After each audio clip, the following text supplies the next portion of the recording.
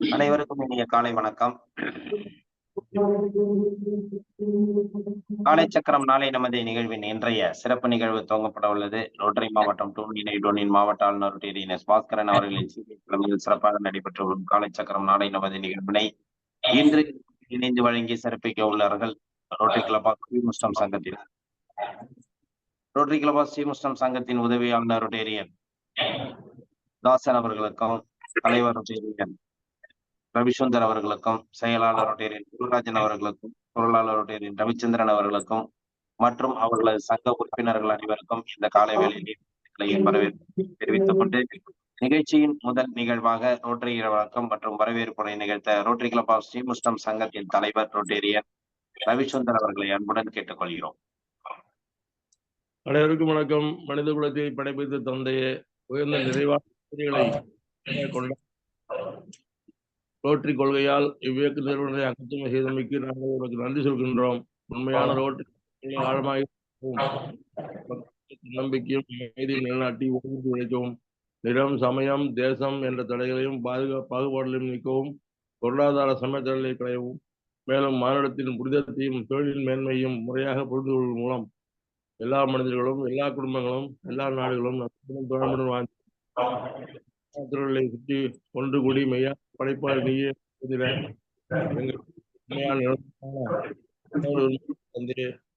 இங்கே கூடியுள்ள ரோட்டில் எங்களுக்கு உதவி செய்யும்படி உன்னை இறைஞ்சுகின்றோம். நன்றி, வணக்கம். அனைவருக்கும் இனிய காலை வணக்கம்.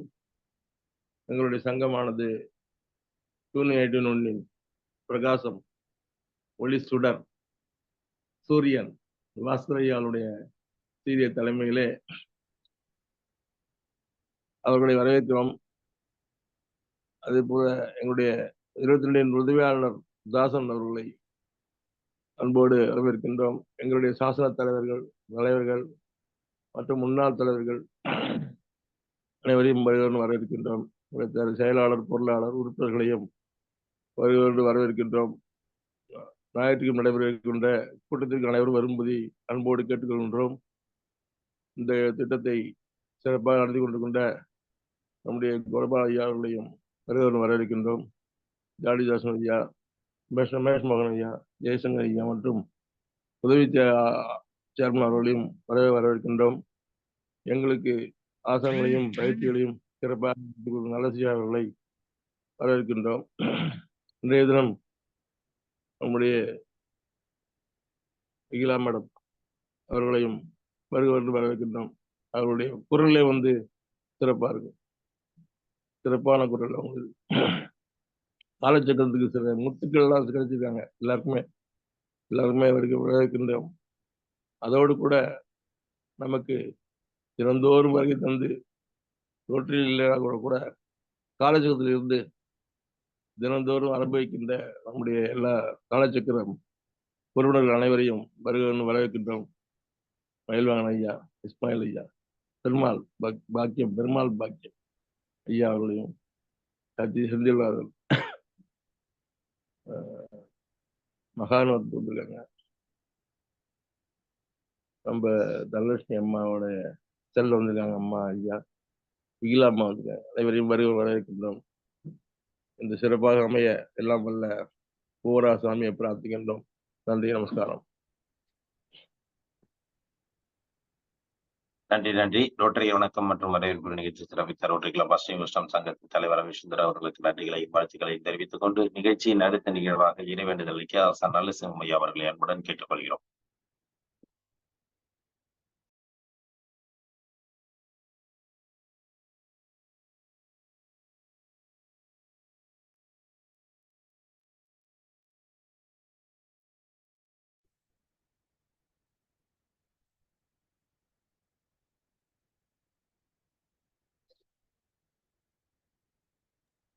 ஐயா அன்மியூட் பண்ணீங்க, மியூட்ல இருக்கீயா?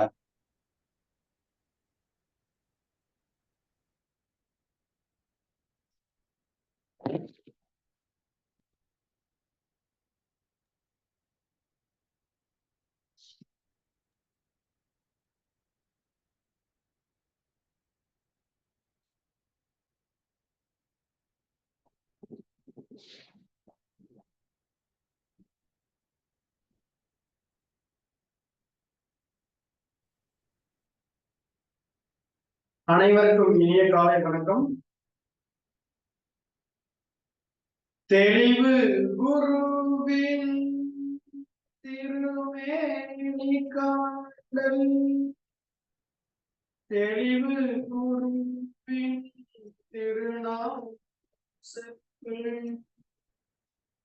தெளிவு குருவின் திருவார்த்தை கேட்ட, தெளிவு குரு சிந்தித்தல் தானே, தெளிவு குரு சிந்தித்தல் தானே.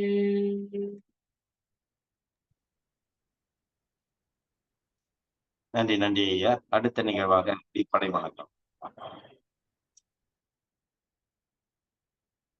சின் முத்திரை வச்சுக்கோங்க, ஸ்ட்ரைட்டாக வருங்க. நன்றாக மூச்சு எடுத்து எடுத்து நல்லா உச்சரிக்கிறோம்.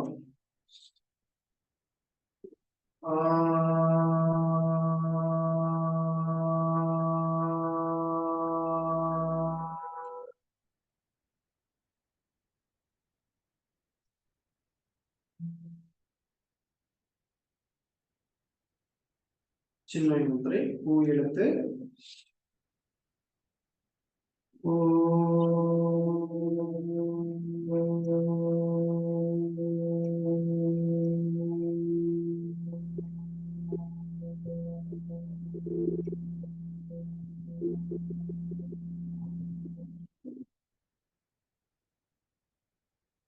ஆதி முத்திரை இம் எழுத்து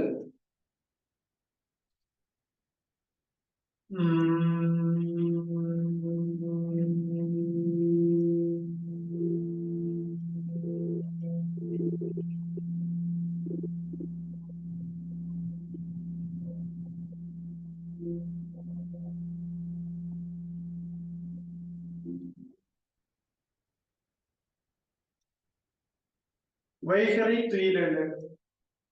அன்னைக்கு வணக்கம், தந்தைக்கு வணக்கம், ஆசான் அவர்களுக்கு வணக்கம்.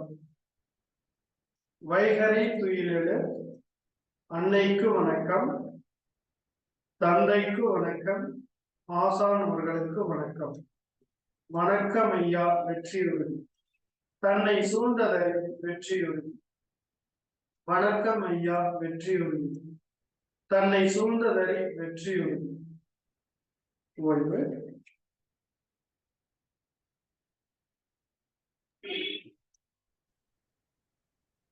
நன்றி நன்றி ஐயா. நிகழ்ச்சியின் அடுத்த நிகழ்வாக தொடர் ஆசன பயிற்சிகள் மற்றும் மூச்சு பயிற்சி.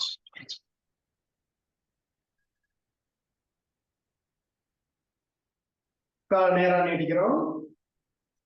கால்கள் நல்லா தளர வச்சுக்கங்க. கால் விரல்களை நன்றாக மடக்கி நீட்டுறோம்.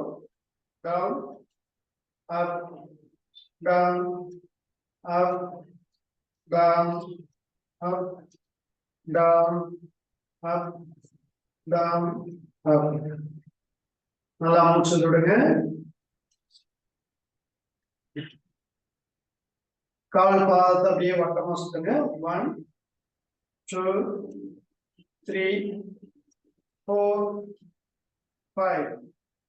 அப்படியே ஆப்போசிட் செய்யுங்க. 1 2 3 4 5. நல்லா மூச்சு விடுங்க.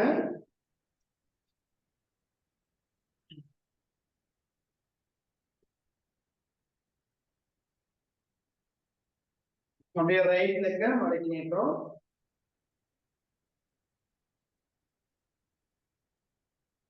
அடுத்து லெஃப்ட் லெக், ரைட்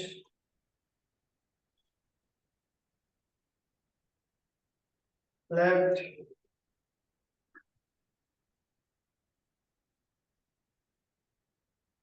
அப்படியே நின்ற நிலைக்கு வந்துருங்க.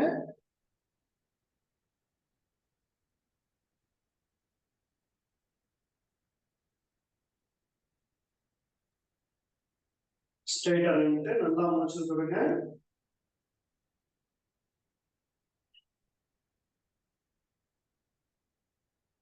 முதலில் சூரிய வணக்கம்.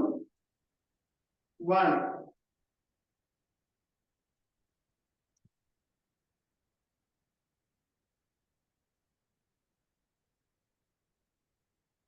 2.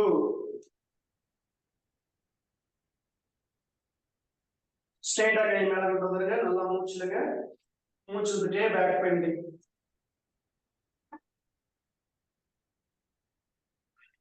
அப்படியே ஸ்ட்ரைட்டா வந்துருங்க. மறுபடியும் மூச்சுலுங்க. மூச்சு விட்டுட்டே அப்படியே மெதுவா போய் கால் பாதத்தை டச் பண்ணுங்க. டச் பண்ணிட்டு பின்னாடி கை நல்லா பிடிச்சு உங்களால எவ்வளவு பேலன்ஸ் பண்ணி இந்த தலைக்கீழ உட்கார முடியும் அந்த அளவுக்கு கொண்டு வாங்க. 4. ரைட் லெக் பின்னாடி நல்லா மேல பாக்குறோம். 5. லெஃப்ட் லெக் பின்னாடி வச்சுட்டு 2 கால் நேரா வச்சு குதிக்கால் நல்லா கீழே டச் பண்ணுங்க. 6. முழங்கால் முட்டியை கீழே ஓடி நல்லா பின்னாடி உட்கார்ந்து முன்னாடி வரும். தாடை டச் பண்ணுங்க. 7. நல்லா மேல பாருங்க. புஜங்காசன நிலை. 8.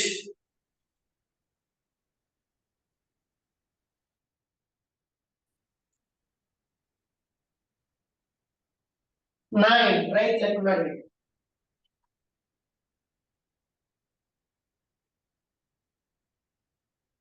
10. 2 காலையும் நல்லா சேர்த்து வச்சு தலையை நல்லா டச் பண்ணி கொண்டு வாங்க. 11. ஸ்ட்ரைட்டா வந்துட்டு ஒரு வாட்டி நல்லா மூச்சு விட்டுருங்க. மூச்சு விட்டுட்டே பேக் பண்ணி ஸ்ட்ரைட்டா வந்துங்க. வணக்கம் திரை. நல்லா மூச்சு விடுறோம்.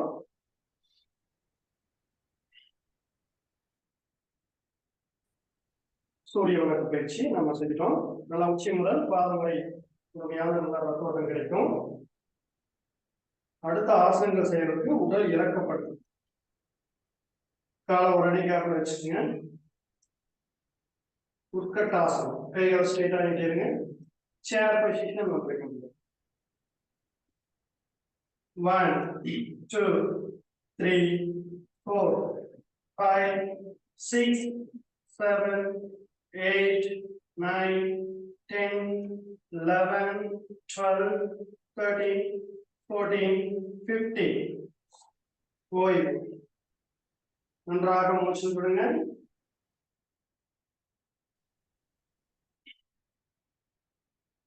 நல்லா ஆழ்ந்து மூச்சு விடுங்க.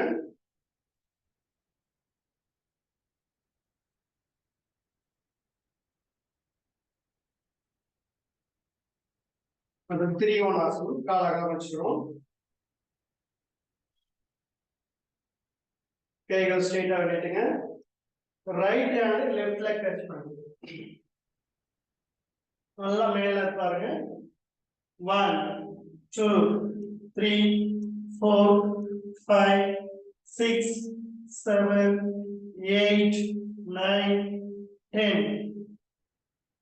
ஓய்வு. நல்லா இடுப்புல கை வச்சு மூச்சு விடுங்க.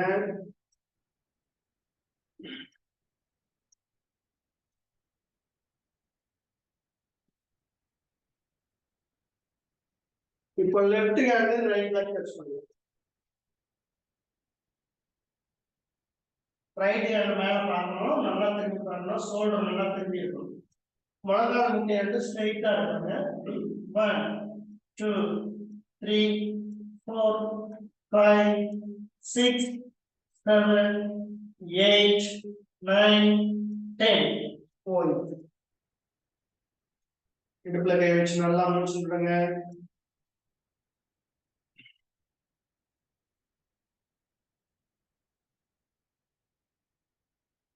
அப்படியே அமர்ந்த நிலைக்கு வந்துடுறோம்.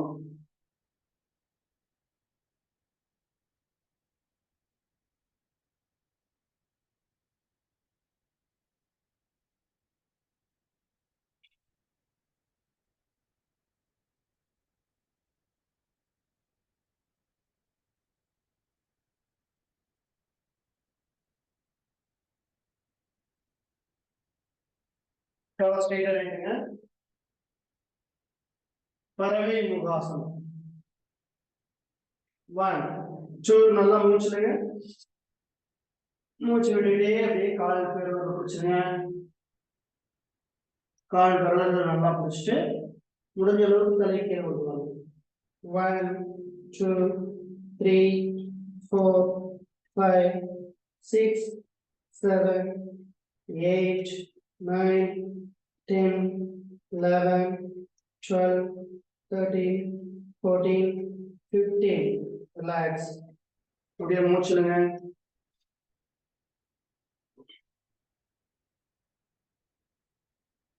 மெதுவாக மூச்சு காத்து விட்டுக்கிட்டே நல்லா கீழே கொண்டு வரோம். நன்றாக மூச்சு விடுங்க.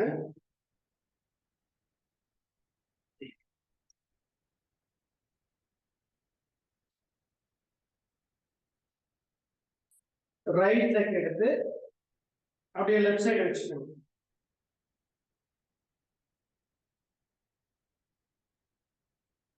லெஃப்ட் ஹேண்ட்ல இப்படி பிடிச்சிடணும். வக்ராசனம். ரைட் லெக் எடுத்து மேல வச்சிருக்கிறோம். லெஃப்ட் ஹேண்ட்ல பிடிச்சிருக்கிறோம்னால ரைட் ஹேண்ட் பின்னாடி வைக்கணும். நல்லா முடிஞ்ச அளவுக்கு எவ்வளவு திரும்ப முடியுமோ அந்த அளவுக்கு பின்னாடி திரும்புங்க. ரைட் சைடு திரும்பி இருக்கிறோம். 1 2 3 4 5 6 7 8 9 10. ஓய்வு. நன்றாக மூச்சு விடுங்க.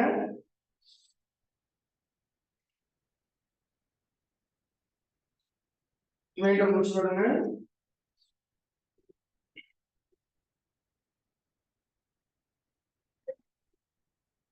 ரைட் லெக் சைடு வைக்கிறோம். லெஃப்ட் லெக் நல்லா மடக்குறோம். லெஃப்ட் லெக் எடுத்து ரைட் சைடு வைக்கணும்.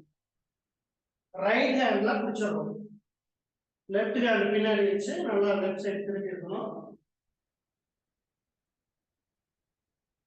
1 2 3 4 5 6 7 8 9 10 11 12 13 14 15. ஓய்வு.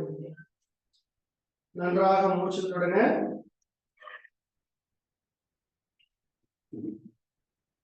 நல்லா ஆழ்ந்து மூச்சு விடுறோம்.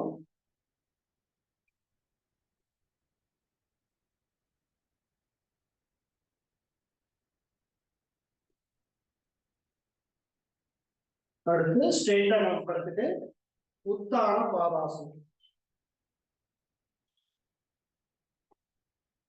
கைகளை தரையில் நல்லா அழுத்தமா வச்சுக்கோங்க. நல்லா மூச்சுடுங்க. ஒரு அடி மட்டும் காலை நடத்துங்க. 1 2 3 4 5 6 7 8 9 10 11 12 13 14 15. நன்றாக மூச்சு விடுங்க.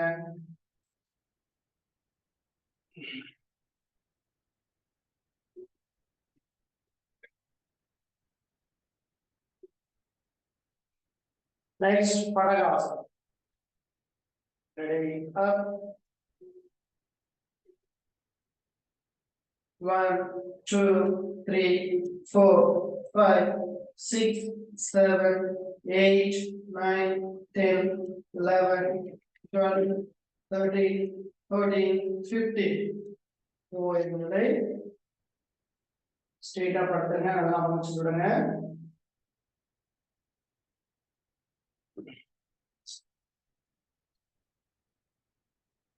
நல்லா ஆழ்ந்த மூச்சு விடுங்க.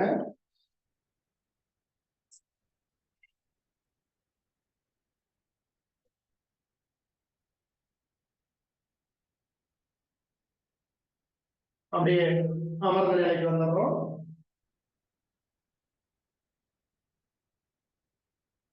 லெஃப்ட் லெக் நல்லா மடக்கி ஒட்டி வச்சுக்கோங்க.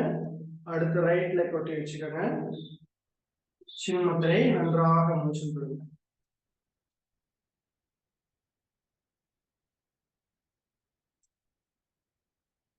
நம்ம இப்போ சுகாசனத்துல அமர்ந்து மூச்சு பயிற்சி செய்யறோம். பெருவல் வச்சுக்கோங்க.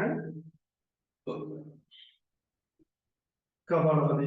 1 2 3 4 5 6, 7, 8, 9, 10, 11, 12, 13, 14, 15.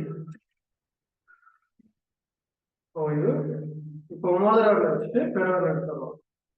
1, 2, 3, 4, 5, 6, 7, 8, 9, 10, 11, 12, 13, 14, 15.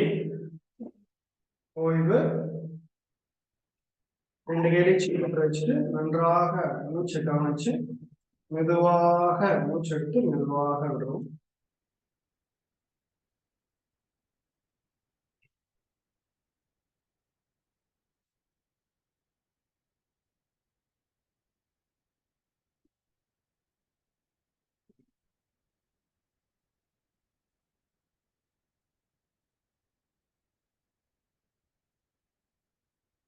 அடுத்து ஆரம்பத்தை வச்சுக்கணும். திருமூலாஸ்திரியா நன்றாக மூச்சுடுங்க. கீழே வரும்போது நல்லா மூச்சு விடுங்க. மேல போகும்போது மூச்சு இழுக்கணும், கீழே வரும்போது மூச்சு விடணும். ரெடி? 1, 2, 3, 4, 5, 6, 7, 8, 9, 10, 11, 12, 13, 14, 15, 16, 17, 18, 19, 20.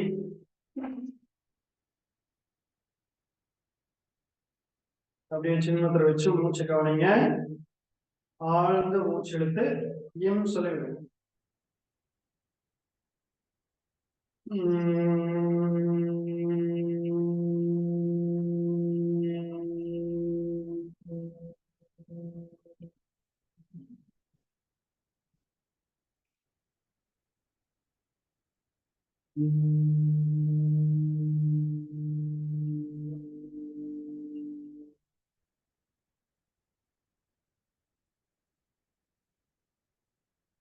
ஓய்வு.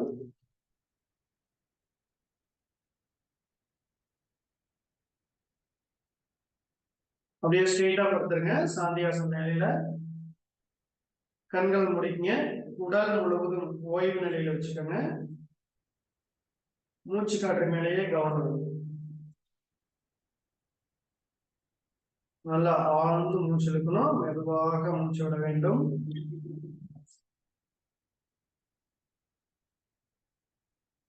உள்ளங்கை ஆகாயத்தை பார்த்த மாதிரி வச்சுக்கங்க. நல்லா மூச்சு காற்றையே கவனிங்க.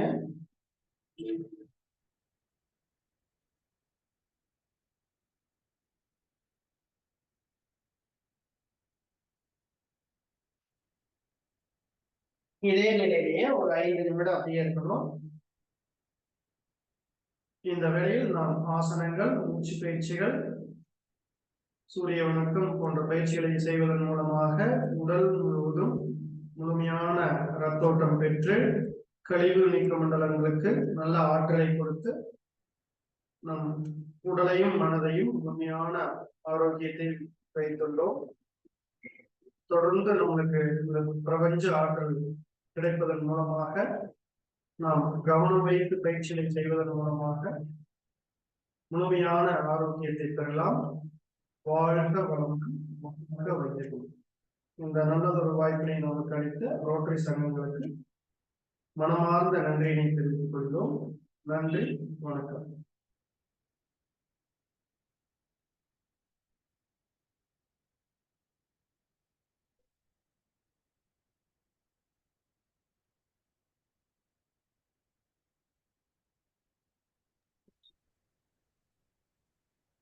நன்றிங்க ஐயா. இன்றைய வேளை அற்புதமாக நமக்கு தொடர்ந்து ஆசன பயிற்சி மற்றும் மூச்சு பயிற்சிகள் அளித்து சிறப்பித்துக் கொடுத்த ஆசான் நல்ல சிறுமையா அவர்களுக்கு நெஞ்சார்ந்த நன்றிகளையும் வாழ்த்துக்களையும் தெரிவித்துக் கொள்கிறோம். நன்றி, நன்றிங்க ஐயா.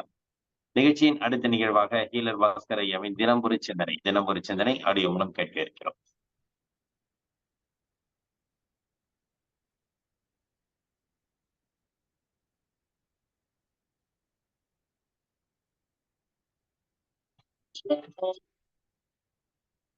விவசாயம் சீர்படுத்தும் நிர்வாகம் வேந்தர் டிவி நேயர்களுக்கு காலை வணக்கம். உடம்புல கட்டி எல்லாம் வருது, கண்ணுக்கு தெரிஞ்ச கட்டி வருது, கண்ணுக்கு தெரியாத கட்டி வருது. இந்த கட்டிகளை இயற்கையாக மருந்து இல்லாமல் எப்படி சரி பண்றது அப்படின்னு நாம இன்னைக்கு பார்க்கலாங்க. இந்த கண்ணுக்கு தெரியாத கட்டி இருக்கு இல்லையா, அது எங்க வருது? மூளைக்குள்ள வந்தா பிரெயின் டியூமர், பக்கவாதம், பார்க்கின்சன். அதே ஹார்ட்ல வந்துச்சுன்னா heart attack, heart valve lock ஆயிடுச்சு அப்படிங்கிறாங்க. அடைப்பு இருக்கு, 4 இடத்துல அடைப்பு இருக்கு அப்படிங்கிறாங்க. இப்படி கிட்னிக்குள்ள போய் அடைச்சிருச்சுன்னா யூரின் ஒழுங்கா வரலங்கிறாங்க. இது எல்லாத்துக்கும், அதாவது கண்ணுக்கே தெரியாத கட்டி இருந்தா அதை எப்படி கரைக்கிறதுனா, ஆரஞ்சு பழம் இருக்கு இல்லைங்களா, ஆரஞ்சுன்னா கமலா ஆரஞ்சு, நாட்டு ஆரஞ்சு. டெய்லி ஒரு ஆரஞ்ச, ஒரு சொலை இல்லை, ஒரு ஆரஞ்ச பிரிச்சு நல்லா மென்னு கூழ் மாதிரி அரைச்சு சாப்பிடுங்க.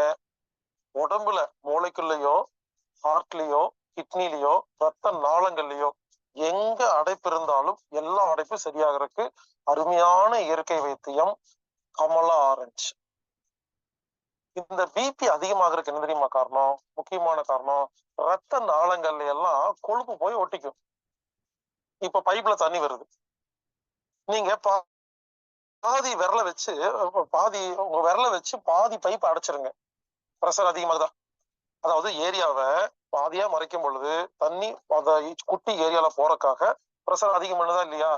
அப்போ ரத்த நாளங்கள்ல அங்கங்க கொழுப்பு அடைச்சிருந்தா என்ன ஆகும்?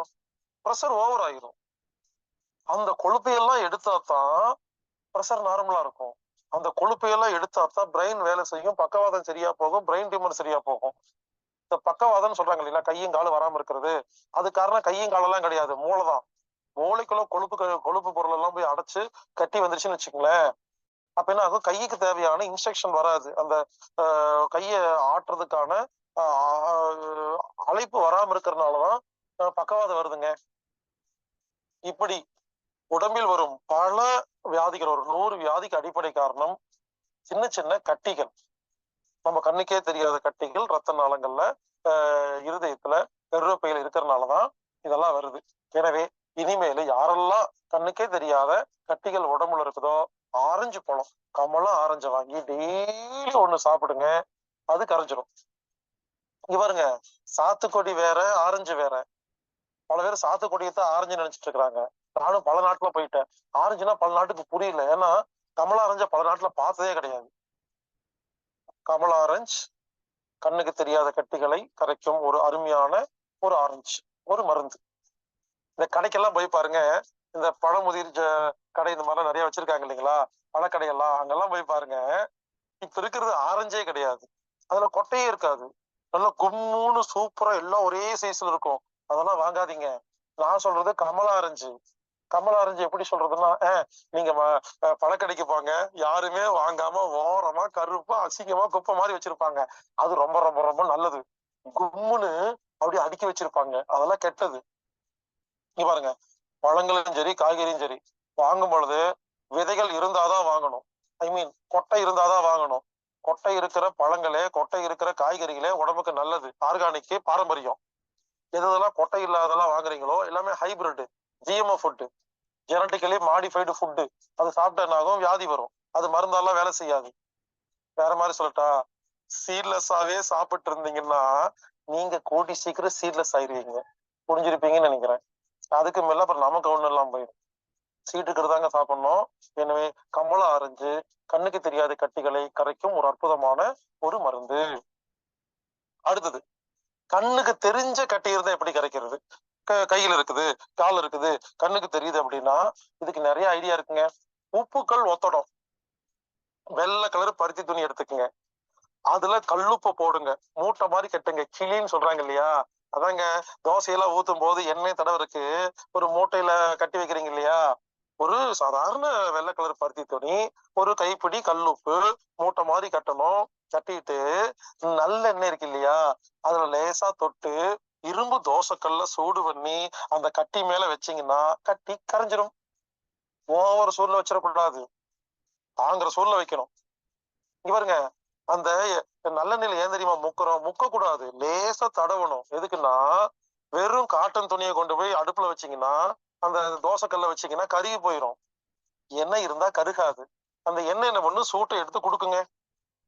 இல்லையா, வெள்ளை கலர் பருத்தி துணி எடுத்துட்டு கல்லுப்பு இருக்கு இல்லையா, கல்லுப்பை சட்டியில போட்டு வறுத்துருங்க. நல்லா சூடு பண்ணி சுட சுட கல்லுப்ப வெள்ளை துணியில போட்டு மூட்டை மாதிரி கட்டி ஒத்தடம் கொடுக்கலாம். இந்த மாதிரி உப்புக்கள் ஒத்தடம் கொடுக்கும் பொழுது, அந்த காலத்துல தாத்தா பாட்டியெல்லாம் இதாங்க கொடுத்துட்டு இருந்தாங்க. இப்பொழுது யாருமே கொடுக்கறதே இல்லைங்க.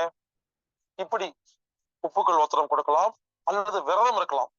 24 மணி நேரம் ஒண்ணுமே சாப்பிடாம சும்மா இருங்க, விரதம் இருங்க. இந்த உடம்பு என்ன பண்ணும்? அப்பாடா, இன்னைக்குதான் இவர் வயிற்றுல ஒண்ணுமே சாப்பிடலன்னு உடம்பில் உள்ள தேவையில்லாத கழிவு பொருட்களை, கட்டிகளை அது உடைத்து வெளியே தள்ளும். விரதம் இருக்கலாம். இல்லையா, இன்னொன்னு சூப்பர் ஐடியா இருக்குங்க.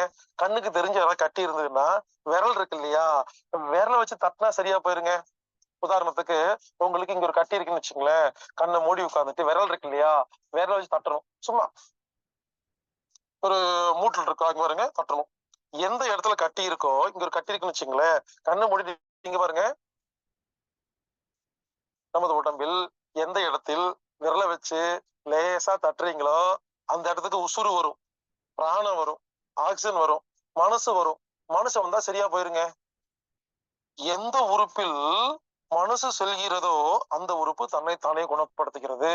அப்ப கட்டி இருக்கிற இடத்த லேசா தட்டி விடுங்க. தட்ட தட்ட தட்ட என்ன தெரியுமா, அந்த கட்டி கரைஞ்சிருங்க.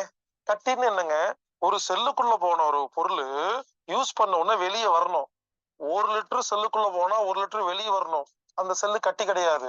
1 லிட்டர் உள்ள போய் 3/4 லிட்டர் வந்துருச்சு, 1/4 லிட்டர் மிச்சம் இருக்கா?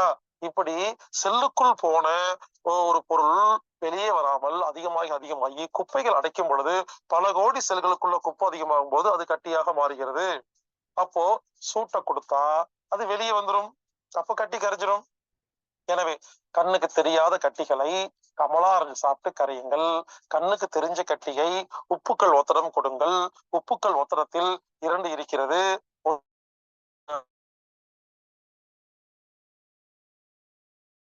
உப்பை அந்த வெள்ளை துணியில போடுறது, இந்த 2 வகையை பயன்படுத்துங்க. விரதம் இருங்க, தட்டி கொடுங்க.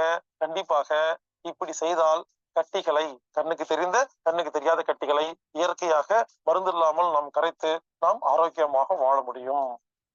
செழிக்கட்டும் விவசாயம், சீர்படட்டும் நிர்வாகம். நாளை சந்திக்கலாம்.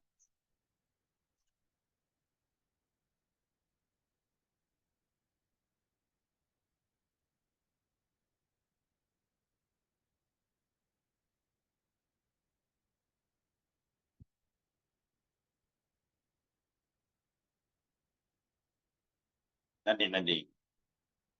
இன்றைய வேளையில் அற்புதமாக நல்ல ஒரு சிந்தனைகள் அளித்து சிறப்பித்துக் கொடுத்த ஹீலர் பாஸ்கர் ஐயா அவர்களுக்கு நெஞ்சார்ந்த நன்றிகளையும் வாழ்த்துக்களையும் தெரிவித்துக் கொள்கிறோம். நன்றிங்க ஐயா. நிகழ்ச்சியின் அடுத்த நிகழ்வாக நமக்கு இன்று ஒவ்வொரு வாரமும் நமக்கு சிறப்பான ஒரு இயற்கை மருத்துவத்தை அற்புதமாக வழங்கி வரும் அகிலா மேடம் அவர்கள் இன்றும் நமக்கு சினைப்பை நீர்க்கட்டி இயற்கை மருத்துவ தீர்வு என்ன என்பதை பற்றி பல்வேறு செய்திகளையும் கருத்துக்களையும் மருத்துவ முறைகளையும் அற்புதமாக கூற காத்துக் கொண்டிருக்கிறார்கள். இன்றைய காலகட்டத்தில் அனைவருக்கும் முக்கியத்துவம் வாய்ந்த தேவையான ஒரு அற்புத நிகழ்வு. இன்றைய நிகழ்வில் நமக்கு சினைப்பை நீர்க்கட்டி இயற்கை மருத்துவ முறையை அளிக்க அகிலா மேடம் அவர்களை அன்புடன் கேட்டுக்கொள்கிறோம்.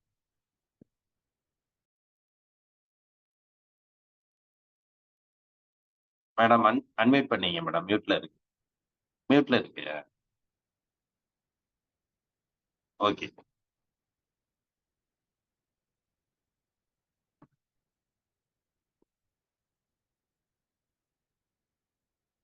வாய்ஸ் வரலையா மேடம்?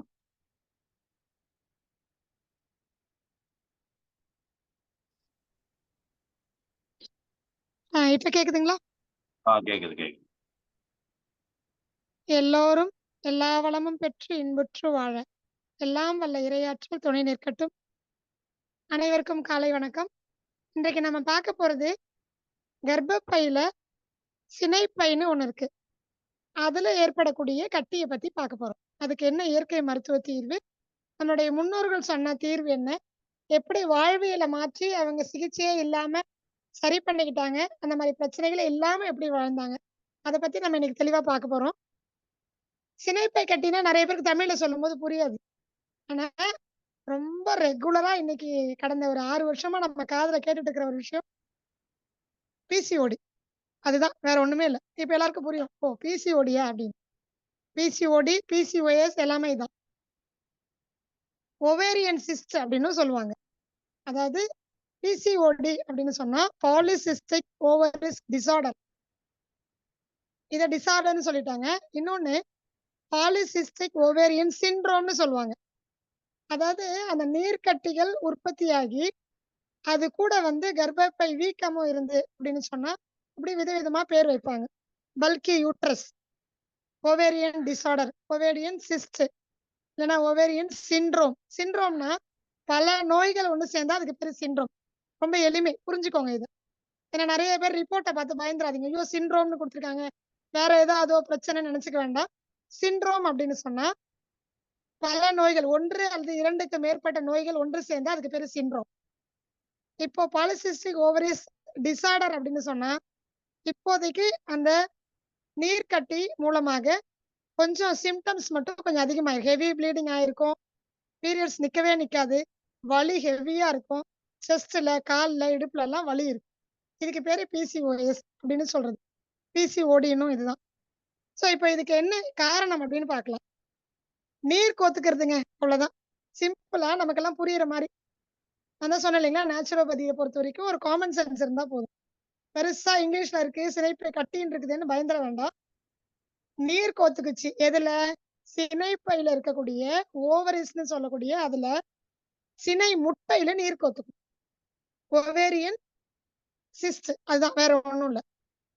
எப்படி வந்து கருமுட்டையில எப்படி வந்து நீர் கோத்துக்குது அப்படின்னு சொன்னா, கருமுட்டை மாதம் என்ன ஆகும்? புதுசா உற்பத்தி ஆகும். 7 நாள் உற்பத்தி ஆகும். 7 நாள் மெச்சூரிட்டி ஆகும். அடுத்த 7 நாள் என்ன ஆகும்? வெயிட்டிங் ஃபார் ஒரு ஒரு விந்தணு வர்றதுக்காக காத்துட்டு இருக்கோம். ஸோ கருமுட்டையும் விந்தணுவும் சேர்ந்து கருவா ஆச்சுன்னா, அடுத்த ஒரு 7 நாள் என்ன ஆகும்? அப்படியே அது மெச்சூரிட்டி ஆக ஆரம்பிக்கும். ஒரு கரு உற்பத்தி ஆக ஆரம்பிக்கும். இப்போ 3வது வாரத்துல அது காத்திருக்கும் பொழுது எதுவுமே நடக்கல அப்படின்னு சொன்னா, அந்த கருமுட்டை என்ன ஆகும்? அடுத்தது அழிந்து போய் கழிவுகளா வெளியேற தயாராகும். இதுதான் நார்மலா மென்சுரேஷன் சைக்கிள்னு சொல்லுவோம். புரியுதுங்களா? 7 நாள், 7 நாள், 7 நாள், 7 நாள். அப்ப 28 நாள் ஒரு சைக்கிள். 28வது நாள் என்ன ஆகும்? அது கருமுட்டை அழிவாகி வெடிச்சு வெளியேற தயாராகிறது. 28வது நாள்ல இருந்து இது வந்து பிளஸ் ஆர் மைனஸ் 4ன்னு சொல்லுவோம். 28ல 24லயும் ஆகலாம். அடுத்தது 32லயும் ஆகலாம். இல்ல 28லயும் ஆகலாம். இது நார்மல் சைக்கிள். இந்த சைக்கிள் எப்போ மிஸ் ஆகுது? 15 நாள்லயே உடனே வந்துரும். சில பேருக்கு. யாருக்கு? இந்த பிசிஓடி மாரி இருக்க தொந்தரவு இருக்கிறவங்களுக்கு, அல்லது வேற கர்ப்பப்பையில பிரச்சனை இருக்கிறவங்களுக்கு. இனி ஒவ்வொரு நாளும் ஒவ்வொரு நோய பத்தி பார்க்கலாம். அதாவது ஒவ்வொரு புதன்கிழமையும். இப்ப இன்னைக்கு நீர்க்கட்டி எதனால வந்துச்சு அப்படின்னா, இந்த கருமுட்டை இருக்கு இல்லைங்களா? இந்த கருமுட்டை அளவுக்கு அதிகமான சூடின் காரணமாக, 1 சீக்கிரமா மெச்சூரிட்டி ஆகி 7 நாள் வளரணும். 7 நாள் அது வந்து மெச்சூரிட்டி ஆகணும். அடுத்த 7 நாள்ல அது வெயிட் பண்ணணும். அடுத்த 7 நாள்ல அது கழிவா வெளியேறணும். இல்லைங்களா? இப்ப இந்த 2வது வாரம் இருக்கு பார்த்தீங்களா? 7 நாள்ல மெச்சூரிட்டி ஆகணும்னது, இது என்ன ஆயிடும்? 14 நாட்களுக்குள்ளவே இதுவே பிரிச்சுக்கிட்டு 3 நாள்ல வந்துரும். 3 நாள்ல மெச்சூரிட்டி ஆயிடும். அடுத்த 3 நாள்ல வெயிட் பண்ணி, அடுத்த 3 நாள்ல வெடிச்சு வெளியில வந்துரும். இதுதான் 15 நாட்களுக்கு உள்ள ஒரு சைக்கிள். சோ ஒரு மாதத்துல 2 முறை மாதவிடாய் ஆனா இதுதான் காரணம். காரணம் என்ன? அளவுக்கு அதிகமான சூடு. சரிங்களா? சரி.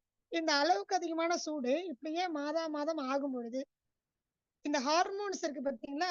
பீரியட்ஸ ஸ்டிமுலேட் பண்ணக்கூடிய மென்சுரேஷன் சைக்கிளை ஸ்டிமுலேட் பண்ணக்கூடிய ஈஸ்ட்ரோஜன் ஹார்மோன், டெஸ்டோஸ்டிரான் ஹார்மோன், இன்னும் நமக்கு வரக்கூடிய அ மற்ற ஹார்மோன்ஸ் எல்லாமே ஏடிஹெச் இதெல்லாம் இருக்கு. இந்த ஹார்மோன்ஸ் எல்லாம் என்ன ஆகும்? சூடு அதிகம் காரணமாக, அளவுக்கு அதிகமான சூடின் காரணமாக ஒரு ஸ்டேஜ்க்கு மேல இது ரொம்ப வேகமா சுரக்க ஆரம்பிச்சிடும். வேகமா சுரக்கும் பொழுது நமக்கு தேவையில்லாத எரிச்சல், குழப்பம், பயம், பதட்டம், வெலவெலத்து போறது, ஹீமோகுளோபின் கம்மி ஆகிறது, தசைகள்ல எலும்புகள்ல இருக்கக்கூடிய வைட்டமின் சத்து குறையிறது, எலும்புகள்ல இருக்கக்கூடிய சுண்ணாம்பு சத்து குறையிறது. இதெல்லாம் ஏற்படும் பொழுது ஆட்டோமேட்டிக்காவே அளவுக்கு அதிகமான சூடு, கர்ப்பப்பையை சூடவாயி ஹார்மோன் வேலை அதிகமா செஞ்சு ஆட்டோமேட்டிக்கா அங்க ஒரு ஆவி சூட்டுனால என்ன வரும்? ஒரு சூடான காத்து வெளியேறுமா? இது அப்படியே உள்ளேயே தங்கும் பொழுது அங்க நீர் வடியும். எக்ஸாம்பிள், இட்லி பாத்திரத்துல இட்லி ஊத்தி வைக்கிறீங்க. என்ன ஆகுது அங்க? இட்லி வேகிறது போக இன்னும் கொஞ்ச நேரம் நீங்க மூடியே வச்சிருந்தீங்க அப்படின்னு சொன்னா, ஸ்டவ் ஆஃப் பண்ணிட்டு வைக்கிறீங்கன்னு வைங்களேன், என்ன நடக்கும் அங்க? அப்படியே அந்த சூடு அந்த மூடி மேல பட்டு அப்படியே டிராப்பா சொட்டு சொட்டா ஆகும். திரும்ப இட்லி மேலேயே விழ ஆரம்பிக்கும். இதுதான் உதாரணம். உங்களோட கருப்பைக்குள்ள சினைப்பை இருக்கு இல்லைங்களா? அதுல இருக்கக்கூடிய கருமுட்டைகள் அளவுக்கு அதிகமான சூடின் காரணமாக உள்ளுக்குள்ளவே ஆவி பட்டு சூட்டுனால ஆவி உருவாகி அது நீர் திவலைகளா கருமுட்டை மேல படியிறது. இவ்வளவுதான். அப்ப கருப்பையிலையும் படியும். இந்த கருமுட்டை மேலயும் கருப்பையிலையும் படிச்சுச்சுன்னா என்ன ஆகும்? கருமுட்டை வெடிக்க டைம் எடுக்கும். ஸோ பல நேரங்கள்ல ப்ளீடிங்கே ஆகாது. 1 மாசம் ஆச்சு, 2 மாசம் ஆச்சு, 3 மாசம் ஆச்சு, 4 மாசம் ஆச்சு, எனக்கு பீரியட்ஸே வரல. என்ன ஆயிடுச்சு?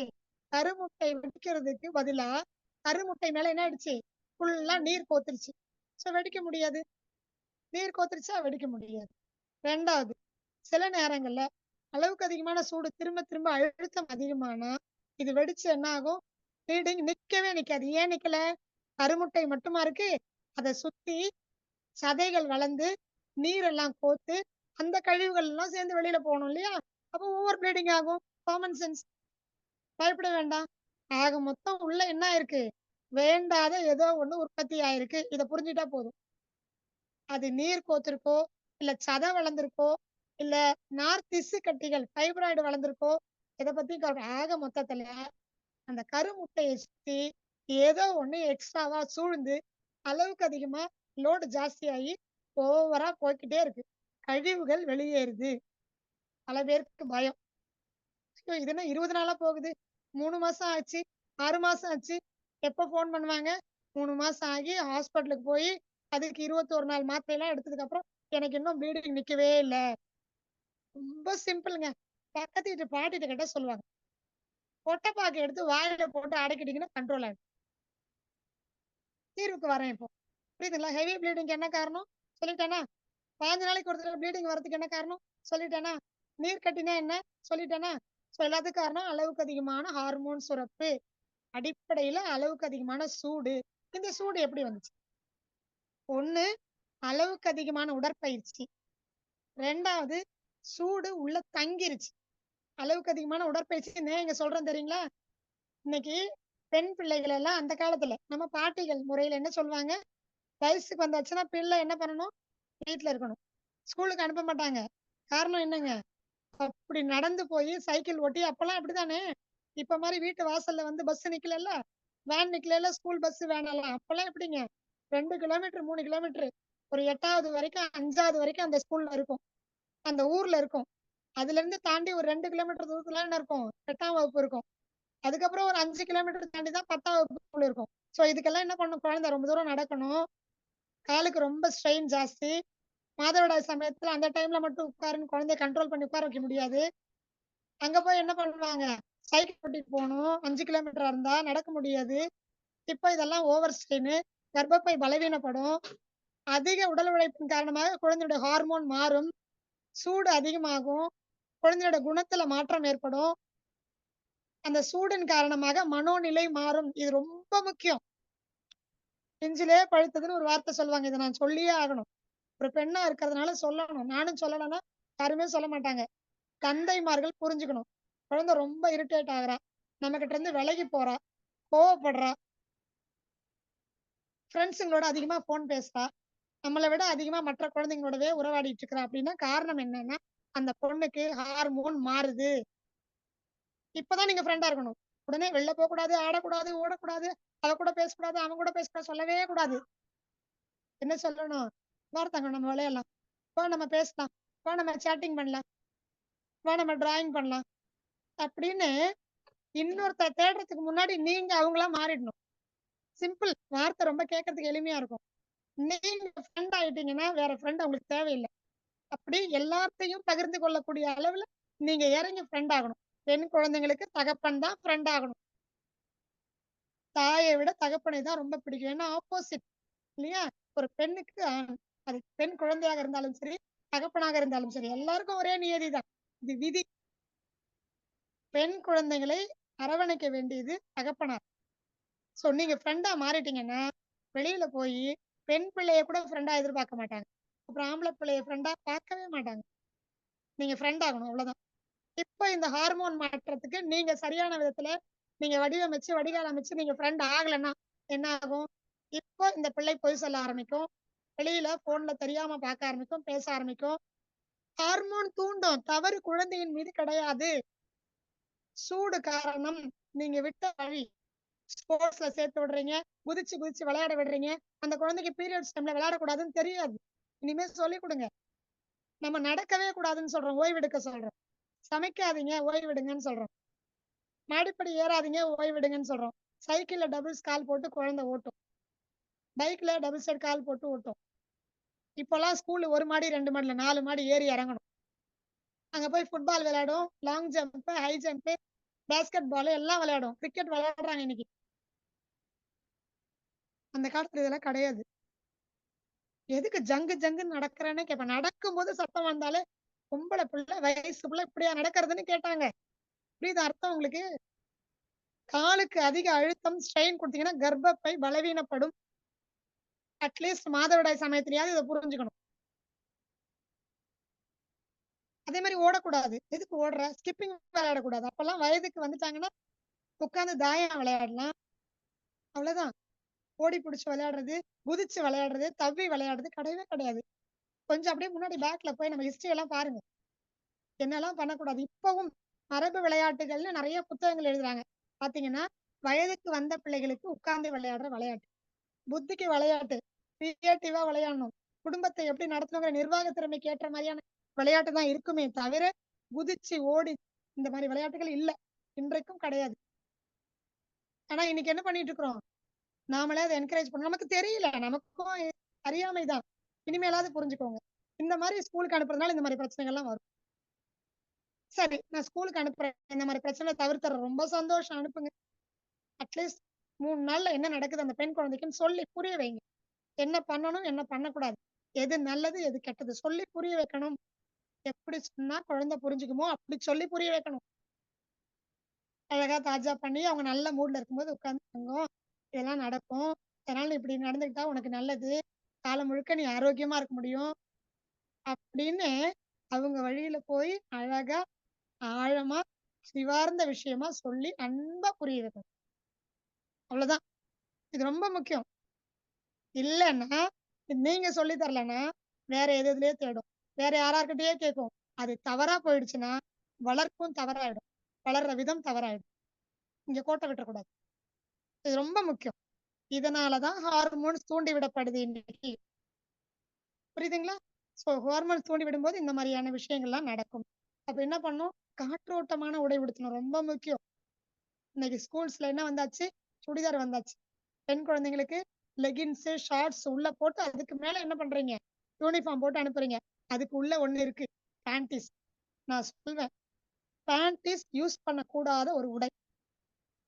எந்த காலத்திலும், மாதவிடாய் காலத்திலயும் பேண்டீஸ் பயன்படுத்தக்கூடாது. லங்கோடு தான் பயன்படுத்தணும், துணி தான் பயன்படுத்தணும், போன மாதிரி கட்டணும். இத ஒண்ண மாத்திட்டீங்கன்னா, இந்த உடைய மாத்திட்டீங்கன்னா அந்த குழந்தைக்கு சூடாகாது, ஹார்மோன்ஸ் மாறாது, குணங்கள்ல மாற்றம் ஏற்படாது. ரொம்ப முக்கியம். பிசிஓடி, பிசிஓஎஸ், டைபாய்டு, எண்டோமெட்ரியோசிஸ், கர்ப்பப்பையில வரக்கூடிய எந்த பிரச்சனையும் வராது.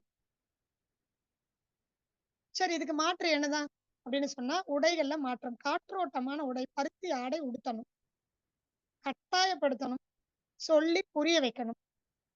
ரொம்ப முக்கியம். வேண்டாம், ஸ்ட்ரிக்டா நோ சொல்லிடுங்க, வேண்டாம். ஏன்னா பயமுறுத்துறதுக்காக சொல்றேன். கடந்த 6 வருஷமா என் காதுல விழுந்துட்டு இருக்கிற விஷயம், இப்போ ரீசெண்டா 16 வயது குழந்தைக்கு 13 வயதுல மாதவிடாய் ஏற்பட்டு 15 வயதுல நின்னு போய் 16 வயசுல அந்த ஹார்மோன் ஈஸ்ட்ரோஜன் அப்படிங்கிற ஹார்மோன் 49 வயதுல நிற்க வேண்டிய அந்த ஹார்மோன் நின்னு போகுது 16 வயசுல. ரொம்ப ரீசெண்டா 6 வருஷத்துக்கு முன்னாடி எனக்கு கேள்வி காதுல கேட்டதுல அப்படின்னு கேட்டீங்கன்னா 38 வயசுல மாதவிடாய் நின்னு போச்சு. அப்படியே கொஞ்சம் 30 வயசுல நின்னு போச்சு.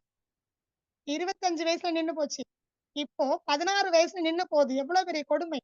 பெற்றோர்கள் இதுல இருந்தா நம் பிள்ளைக்கு வருவதற்கு ரொம்ப நேரம் இல்லைங்கிறத புரிஞ்சுக்கோங்க. ரொம்ப நாள் கிடையாதுங்கிறத புரிஞ்சுக்கோங்க. பயமுறுத்தல. இன்றைக்கு உணவு முறை அப்படி இருக்கு. உடை முறை அப்படி இருக்கு. குழந்தைங்களுக்கு சூட்டை ஏற்படுத்தக்கூடிய பல விஷயங்கள் இன்னைக்கு இருக்கு. எண்ணெய் தேய்ச்சி குடுக்குற பழக்கம் போயிடுச்சு. திரும்பி கொண்டு வரணும். இயற்கை வாழ்வியலாளர்கள் இந்த காலச்சக்கரத்தின் மூலமா சொல்லிக்கிட்டே இருக்கிறாங்க. இதை சரியா ஃபாலோ பண்ணா போதும். எண்ணெய் குளியலை வாரம் ஒரு முறை பெண் குழந்தைகளுக்காவது கட்டாயப்படுத்தினால் மாதவிடாய் பிரச்சனைகள் வரவே வராது. தச்சு நான் எழுதி கொடுக்குறேன். சரியா பண்ணணும். 2வது உடையில மாற்றம் வரணும். காற்றோட்டமான உடை. 3வது உணவுகள்ல மாற்றம் வரணும். ஜங்க் ஃபுட்ஸ், பேக்கடு ஃபுட்ஸ், பாக்கெட்ல அடைச்ச உணவுகளை கட்டாயம் தவிர்க்கணும். அது உணவே கிடையாது. இதற்கு பின்னாடி நிச்சயமா சின்னதா பெருசா விளைவு ஏற்படும். பக்க விளைவு ஏற்படும்ங்கிறத புரிஞ்சுக்கணும். பிரிசர்வேட்டிவ் இல்லாம எந்த உணவும் பாக்கெட்ல அடைக்கவே முடியாது. ஃப்ரிட்ஜ்லயாவது வைக்கணும். ஃப்ரீசர்லயாவது வச்சுதான் ஆகணும். உள்ள கெமிக்கல் கலக்கலைனாலும் காம்ப்ரமைஸே ஆகாதீங்க. கூடவே கூடாது. கடையில போய் சாப்பிடலாமா? இது பரவாயில்ல. அவ்வளவுதான். வேற வழியே இல்லைன்னா முடிந்த வரைக்கும் ரசம் சாப்பாடு, தயிர் சாப்பாடு, தண்ணி சோறா இருந்தாலும் வீட்டுல ஆக்கி சாப்பிடுங்க. இத குழந்தைங்களுக்கு சொல்லி புரிய வைங்க. எளிமையான வாழ்க்கைக்கு குழந்தைங்களை வழி நடத்துங்க. அப்போதான் குழந்தைங்களுடைய எதிர்காலத்தை நீங்க காப்பாற்ற முடியும். பொறுப்பு இருக்கு. 18 வயது ஒரு தாய் தகப்பனுக்கு ஒரு பெண் பிள்ளையோ ஆண் பிள்ளையோ வளர்க்க வேண்டிய சரியா முறையா வளர்க்க வேண்டிய பொறுப்பும் கடமையும் இருக்கு. தட்டி கழிக்காதீங்க. சொன்னா கேட்க மாட்டேங்கிறா, சொன்னா கேட்கிற மாதிரி விதத்துல சொல்லுங்க. அதை கத்துக்கோங்க முதல்ல. சோ உணவு, உடை, சூழல் மாற்றம். காலையில தூங்கி நேரத்துல 5 மணிக்கு எழுந்துக்கணும். சூரியன் உதிக்கிறதுக்குள்ள குளிச்சிருக்கணும். உடலுக்கு ஏதாவது பயிற்சி கொடுத்திருக்கணும். அல்லது கூட மாட அம்மா அப்பாவுக்கு உதவி செஞ்சிருக்கணும். சாயங்காலம் 6:30 மணிக்குள்ள சாப்பிட்டு இருக்கணும். 7:30 மணி 8 மணிக்குள்ள படுத்து தூங்கி இருக்கணும். இதெல்லாம் இயற்கை வாழ்வியல் முறை. பல வருடங்களா நான் சொல்லிட்டு இருக்கிறேன். இதையெல்லாம் சரியா பண்ணா உங்களுக்கு வியாதியே வராது. சின்ன சின்னதா ஏதாவது சின்னதா சில அறிகுறிகள் வரும், அவ்வளவுதான். அதெல்லாம் தானாவே சரியா போடும். சோ வாழ்வியலை மாத்துங்க. சோ இது பிசிஓடியா இருந்தாலும் சரி, பிசிஓஎஸ்ஆ இருந்தாலும் சரி, ரெண்டும் என்னவா இருந்தாலும் எனக்கு 6 மாசம் நிக்காம ப்ளீடிங் போகுது, கவலையப்படாதீங்க. நான் சொன்ன பாட்டி வைத்தியம் கொட்டைப்பாக்கு எடுத்து வாயில போட்டு அடக்கிக்கோங்க. மென்னெல்லாம் முழுங்கவே வேண்டாம். சும்மா அடக்கிக்கோங்களேன். அடக்கி பாருங்களேன். அது 5 நாள் ஓவர் ப்ளீடிங் ஆனாலும் சரி, 5 மாசம் ப்ளீடிங் நிக்கவே இல்லைனாலும் சரி, கொட்டைப்பாக்கு வாயில வச்சு அடைக்கோங்க. இந்த பக்கம் ஒரு தடவை அடைக்கோங்க, அப்புறம் இந்த பக்கம் ஒரு தடவை அடைக்கோங்க. இப்படி இந்த துவர்ப்பு சுவை கொட்டைப்பாக்குல கலர் போட்டு சாயம் போட்ட பாக்கு இல்லை. திரும்ப டவுட் செஷன்ல கேட்காதீங்க. கலரே போடாத, ஷைனிங் இல்லாத ஒரு சாதாரண ஒரு பாக்கு வாங்கி வாயில போட்டு அடக்கிக்கோங்க. துவர்ப்பு சுவை நாவில உணர ஆரம்பிக்கும் பொழுதே கர்ப்பப்பையில அளவுக்கு அதிகமான ரத்தம் கழிவாக வெளியேறக்கூடியது கண்ட்ரோல் ஆகும். இது கழிவு தானே, வெளில போய் போட்டுமே. இந்த கழிவா மட்டும் போகாது. ரத்த குழாய்களுக்கு வரக்கூடிய ரத்த குழாய் அந்த இதுலக்கு கொஞ்சம் வெடிக்க வச்சு ஃப்ரெஷ் பிளட்டே வெளியில போகும். இதுக்கு பேர் என்னங்க? நெப்பத்தோலியன் cyst, haemorrhagic cyst, haemorrhagic disorder இப்படிலாம் சொல்லுவாங்க. ரத்தம் உள்ள கட்டிக்கிட்டு உறைஞ்சிக்கிச்சு. காரணம் என்னங்க? அளவுக்கு அதிகமான சூடு, அளவுக்கு அதிகமான ஹார்மோன் சுரப்பு ரத்த குழாய் வெடிக்கும். உள்ளுக்குள்ள சின்ன சின்ன ரத்த குழாய்கள் வெடிச்சு ப்ளீடிங் போய்கிட்டே இருக்கும். நமக்கு தெரியாது இது ஃப்ரெஷ் பிளட்டா இல்ல கருமுட்டை வெடிச்சு மாதவிடாய் பிளட்டான்னு நமக்கு தெரியாது. ஆனா என்ன ஆகும்? நிறைய பேர் கேள்விப்பட்டிருப்பீங்க, பிசிஓடி வந்ததுக்கு அப்புறம் எனக்கு ஹீமோகுளோபின் எவ்வளவு ஆச்சு? 7, 6, 5, 4க்கு போயிடுச்சு. என்னாச்சு? இரும்பு சத்து, ஹீமோகுளோபின் கம்மி ஆகி போச்சு, ரத்தத்தின் அளவு குறைஞ்சு போச்சு. உடனே டாக்டர்கிட்ட போனா என்ன சொல்லுவாங்க? ரத்தம் ஏத்திருங்க, வேற வழியே இல்ல சொல்லிடுவாங்களா? சரி, இப்படி வந்துருச்சு. நீங்க என்ன பண்ணணும்? கொட்டைப்பாக்கு அடைச்சுக்க சொன்னோமா ஓவர் ப்ளீடிங்க்கு. அடுத்தது துவர்ப்பு சுவை உள்ளது. வேற என்னது? ரொம்ப எல்லாருக்கும் தெரிஞ்சதுங்க. இதுவும் பாட்டி வைத்தியம் தான். வாரம் பெண் பிள்ளைகளுக்கு வீட்டுல பிடிக்குதோ இல்லையோ வாழைப்பூவை கூட்டு பண்ணி வச்சிருவாங்க. சும்மாவே என்ன பண்ண, வாழைப்பூ ஆயும் போதே என்ன பண்ணுவாங்க? சுத்தம் பண்ணும்போது மேல இருக்கிறதெல்லாம் எடுத்துட்டு இவ்வளவு பெரிய பூல இவ்வளவு பெருசா எடுப்பாங்க. உள்ளுக்குள்ள அப்படியே மரவள்ளி கிழங்கு மாதிரி இருக்கும். அப்படியே கடிச்சு சாப்பிடுன்னு கொடுப்பாங்க. நாங்கெல்லாம் போட்டி போட்டு வாங்கி சாப்பிட்டுருக்கோம். அது உள்ள சின்ன சின்னதா இருக்கும் பூவு. அப்படியே என்ன பண்ணுவாங்க, எடுத்து கொடுத்து கடிச்சு சாப்பிட சொல்லுவாங்க. சாப்பிட்டுருவோம். இப்படி வாரத்துக்கு ஒரு நாள் வீட்டுல இல்லாம சொல்லி சைலண்டா மறைமுகமா இதை சாப்பிடுன்னு பொன் பிள்ளைகளுக்கு கொடுப்பாங்க. பொம்பளை பிள்ளை சாப்பிட்டோம் அப்படின்னு சொல்லுவாங்க. எதுக்கு? பெண் பிள்ளைகளுக்கு வாழைப்பூ உகந்தது. கர்ப்பப்பைக்கு நீர்க்கட்டியா இருக்கட்டும், நார்க்கட்டியா இருக்கட்டும், உடைஞ்சு பிச்சு வெளியில போயிடும். ஓவர் ப்ளீடிங் சூப்பரா கண்ட்ரோல் ஆகும். 21 மாத்திரை அவசியமே இல்லை. இதாங்க பாட்டி வைத்தியம். பண்ணி பார்த்தாதான் இதனுடைய ரிசல்ட் உங்களுக்கு புரியும். நல்ல ஒரு பூல எவ்வளவு முடியுமோ பெருசா மொத்தமா இருக்கிறதெல்லாம் எடுத்துருங்க. அதுல என்ன இருக்கும்? நாக்கு மாதிரி ஒண்ணு இருக்கும், லேயர் மாதிரி, ரப்பர் மாதிரி. அதை எடுத்துடணும். காம்பு ஒண்ணு நீட்டிக்கிட்டு அப்படியே ஸ்ட்ராங்கா இருக்கும், அதையும் எடுத்துடணும். எல்லா பெற்றோர்களுக்கும் தெரியும். 2 அதுல நீக்கணும். மேல பெரிய அந்த தோல் மாதிரி இருக்கிறது அதை எடுத்துடணும். அந்த பூவுல இருக்கக்கூடிய தேவையில்லாத 2 விஷயம் அதை நீக்கணும். அப்படியே மிக்சியில போட்டு என்ன பண்ணணும், நல்ல ஒரு கைப்பிடி இருக்கட்டும், ஒரு 4, 5 கொத்து எடுத்துக்கோங்க. 5 கொத்து வரைக்கும் எடுக்கலாம். எடுத்து துடுத்துனா கட் பண்ணி மிக்சியில போடுங்க. இல்ல திரும்பவும் கேட்காத, அம்மியில அரைக்கலாமா? உரல தாராளமா அரைக்கலாம். முடிஞ்சா அரைங்க. தண்ணி தொளிச்சு அரைக்கிறதுக்கு பதிலா மோரை தெளிச்சு அரைங்க. மோரை கொஞ்சம் கொஞ்சமா ஊத்தி மிக்சியில அரைச்சி அப்படியே குடிக்க கொடுக்கணும். அவ்வளவுதான்.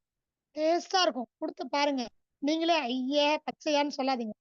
தங்கம் உடம்புக்கு ரொம்ப நல்லது, துவர்ப்பா இருக்கும். அவ்வளவுதான். குடிடா சாமி அப்படின்னு கொடுங்க. எப்படி கொடுத்தா குடிப்பாங்களோ அப்படி கொடுங்க. வேணும்னா அதுல கொஞ்சம் மிளகு சீரகம் ஃபிளேவர் ஆட் பண்ணிக்கோங்க. அரைச்சு கொடுங்க. நல்ல ஒரு 200 மில்லி குடிக்க கொடுங்க. ஓவர் ப்ளீடிங் போகுதா 250 மில்லி கொடுங்க. காலையில சாயங்காலம் 2 நேரம் கொடுங்க. ஃப்ரிட்ஜில் வைக்க கூடாது. வீட்டுக்கு ஒரு வாழை மரம் கட்டாயமா இதுக்குதான் வைக்க சொல்றோம். வாழை மரத்துல பூ இருந்ததுன்னா அப்படியே தினமும் ஒரு இதழை எடுத்து ஒரு பூ எடுத்து அடிச்சு ஜூஸா குடிச்சிட்டீங்கன்னா கர்ப்பப்பை சம்மந்தப்பட்ட தொந்தரவே வராது. அட வருஷத்துக்கு 2 தடவை வாழைப்பூ பூக்கும் போதாவது எடுத்துக்கோங்க. காலம் முழுக்க கர்ப்பப்பை பிரச்சனை வராது. ஃப்ரிட்ஜுக்குள்ள வச்சு வாழைப்பூவை சாப்பிடக்கூடாது. மோர், வாழைப்பூ இவ்வளவுதான் சொல்யூஷன் ஓவர் ப்ளீடிங்.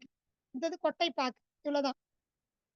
சரி, எனக்கு இது வந்து பெருசா இருக்கு, 5 சென்டிமீட்டருக்கு மேல இருக்கு, கர்ப்பப்பையில அவங்க ஆபரேஷன் பண்ணணுங்கிறாங்க, சினைப்பை நீர் கட்டிய ஆபரேஷன் பண்ணி எடுக்கணும்னு சொல்றாங்க. என்ன பண்றது அப்படின்னா, அந்த அளவுக்கு போயிடுச்சா அவங்க பிசிஓடினா, மருத்துவம் இருக்கு. 2 மருத்துவம். ஒண்ணு இயற்கை மருத்துவத்துல ஹாட் அண்ட் கோல்டு நீர்த்தார. இதை பத்தி நான் பின்னாடி சொல்லித்தரேன். இது ஒரு பெரிய சப்ஜெக்ட். இது எப்படி செய்யணும், என்னென்னலாம் முறை, என்ன செய்யக்கூடாதுலாம் இருக்கு. அதை பின்னாடி சொல்லித்தரேன். இப்போ நம்முடைய மூதாதைகள் சொல்லிக் கொடுத்த, நம்மளுடைய சித்தர்கள் சொல்லிக் கொடுத்த வழிமுறை என்ன அப்படின்னு சொன்னா, ஹெர்பல் மெடிசன். கலர்ச்சிக்காய் சூரணம் 100 கிராம், கலர்ச்சிக்காய் பொடி 100 கிராம் அளவுக்கு எடுத்துக்கணும். கசப்பு சுவை இருக்கும், துவர்ப்பும் இருக்கும். இந்த பொடியை நீங்க கலர்ச்சிக்காய் வாங்கிட்டு வந்து நீங்க பொடி பண்ணணும். சரிங்களா? 100 கிராம் பொடி, 25 கிராம் மிளகு தூள், 2யும் கலந்துக்கோங்க.